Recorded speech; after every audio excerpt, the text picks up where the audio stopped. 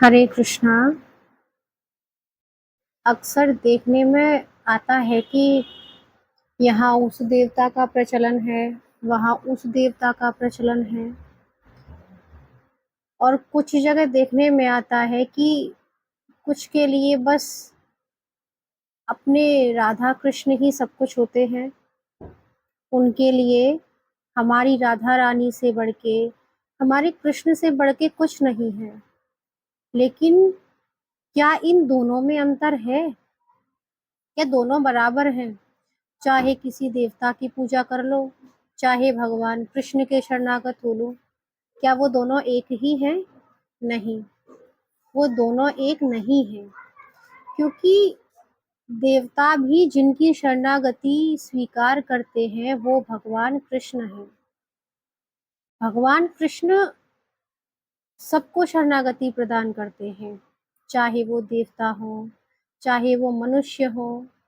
तो क्यों ना देवताओं की पूजा ना करके भगवान कृष्ण की पूजा की जाए, क्योंकि भगवान कृष्ण ने भी तो इंद्रदेव की पूजा बंद करवाई थी। उन्होंने भी तो कहा था कि इंद्रदेव की पूजा बंद करके गोवर्धन की पूजा कीजिए, हमारे गोवर्धन महाराज की पूजा कीजिए, जिन्होंने हमें सब कुछ दिया है। और देखो, देवताओं की पूजा करने के अपने नुकसान भी बहुत होते हैं।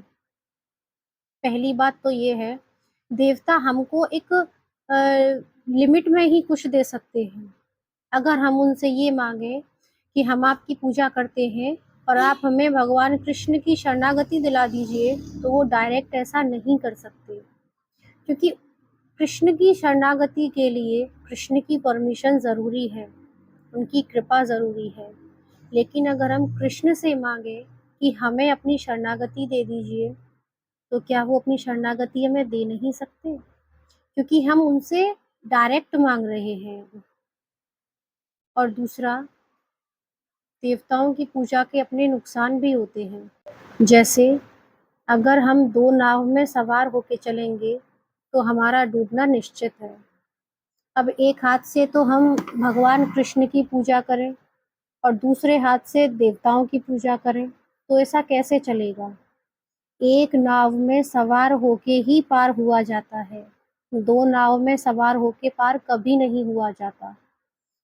इसीलिए, और दूसरा, भगवान कृष्ण हमें सब कुछ दे सकते हैं। जो हम देवताओं से मांगते हैं ना, भगवान कृष्ण हमको वो सब भी दे सकते हैं, क्योंकि उनको पता है हमको क्या चाहिए होता है और हमको क्या देना है। वो सब जानते हैं।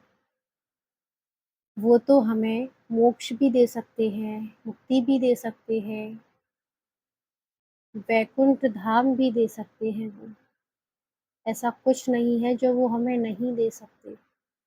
इसीलिए भगवान कृष्ण के शरणागत होने में फ़ायदा ही फ़ायदा है, नुकसान नहीं है।